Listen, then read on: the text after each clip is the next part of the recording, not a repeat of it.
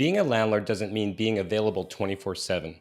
If you don't set boundaries from day one, tenants will treat your phone like a customer service hotline. Smart communication just isn't polite. It's essential to protect your peace of mind, your time, and even your legal standing as a landlord. I've seen self-managing landlords burn out, quit investing, or even get legally blindsided simply because they didn't know how to separate personal life from their landlord identity. Let's fix that today.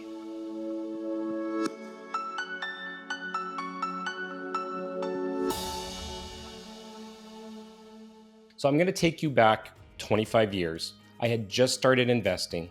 My wife was on maternity leave with our 6-month-old son, and one afternoon, a tenant showed up at our house when I wasn't home to serve legal papers over a security deposit dispute. No call, no heads up, just a knock at the front door. And now I'm dragging our personal life, my personal life, into our business decisions. And that was the last time I used our home address on any lease, ad, or official document.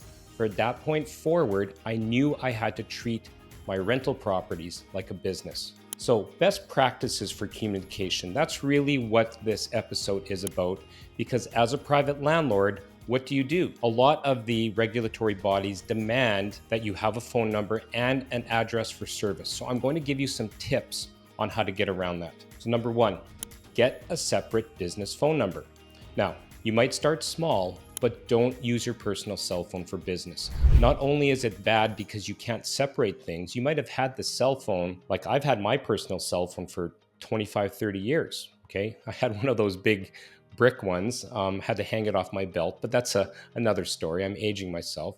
So you can also use services like, Open Phone, Google Voice, get a dedicated number. There's a ton of services out there. There's chat bots, there's all these things. You can set up auto attendance, you press 1 for leasing, press 2 for maintenance, press 3 to leave a message, those types of things. It's going to make your company, and you're like, I'm too small to have a company. But remember, I've always said that a rental property is a business and you have to act like it. Why not set up your little rental business to sound like a larger company? Professional company, because you are professional, or at least you should be. You want to forward calls to a specific person, okay? It could be a handyman, it could be a virtual assistant, maybe it's you as an emergency, but at least you can say press 1 for this, press 2 for this, and kind of control that, okay? Now, as a bonus, you can turn on voicemail only hours during the evening and weekends to preserve your downtime with maybe some kind of emergency hotline, just if there's, a fire, a water leak, any kind of no heat situation. Okay, number 2, do not use your home address just like I did. You can get a P.O. box, you can use a virtual post office box. Now, tenants can serve you legally using all those addresses on those leases. They can serve a P.O. box. There's nothing wrong with that. Just make sure it's not your front door. You can use, up here in Canada, a Canada Post P.O. box. You can use a UPS store mailbox. I've been using those for years. Absolutely no problem. You could consider a virtual business address. Now, some services can even provide a street address. You can use this for all of your leases, property registrations at land titles, if that's allowed, and all of your business banking and licensing. In a pinch, and I have done this because we're licensed in other provinces and states, you can use your lawyer's legal address for service as well, because they are your quote-unquote agent. So that's another trick that we use. Okay, number 3, brand your communication, again, like a real business. Brand your communication like a real business. So even if you only have one rental, act like you own 100. Create a simple email address. Don't go myrentals@gmail.com. It's like $5 a month, or I don't know, $20 a year or something like that for a URL, okay? So it'll be like info@yourrentalproperty.com. You can use a Gmail alias or custom domain. I mean, that just looks professional. Create a signature block with your business hours, your phone number, your service address. You can include a standard reply for all of your tenant inquiries. Example, will respond within 1 business day. So that could be like an autoresponder. Again, every single email client out there, Gmail is probably the most common right now. You can go into those autoresponders, you can put those signatures in there, you can put graphics.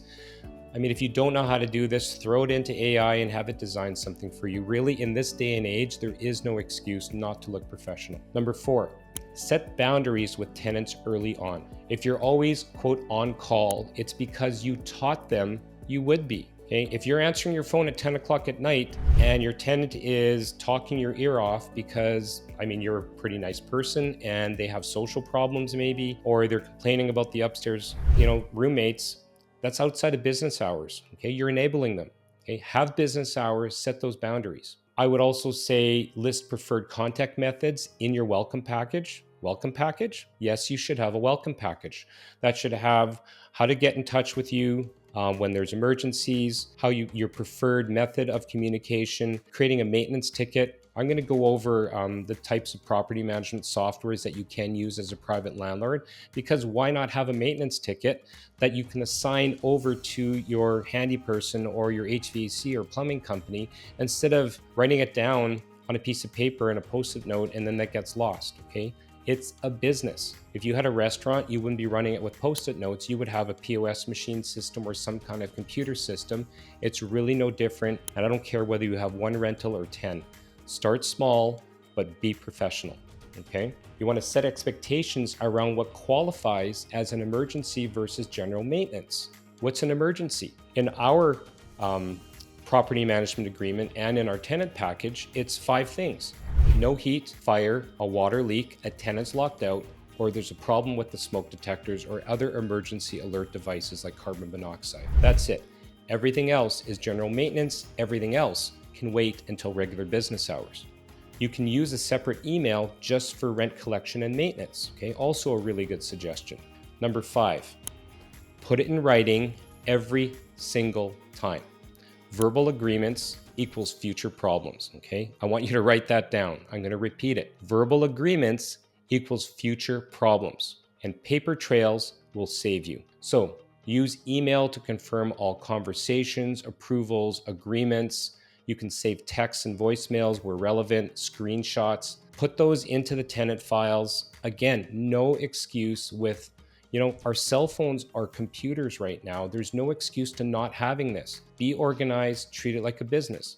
Track all of your communication using property management software. I'll be doing, again, I think I've had so many requests on what property management software to do. I'm going to spend an entire episode going through the top ones that are good for big companies, ones that are good for just a person who has a couple of doors. Now, if you manage multiple properties, you could consider CRM, customer relationship management database, or some kind of ticket system, like I said, for tenant issues. My point, it's a business. You want to make sure that you track all of these things, because if you need to, and you will, you have to go to court either to protect yourself, defend yourself against a security deposit claim.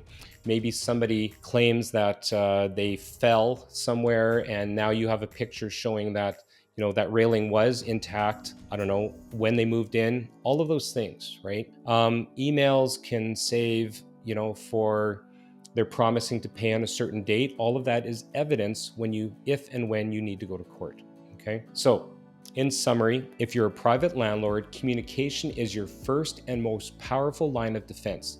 Don't wait until a tenant knocks on your door at dinner time, or worse, serves you court papers at home to your 6-month-old and your wife that's on maternity leave.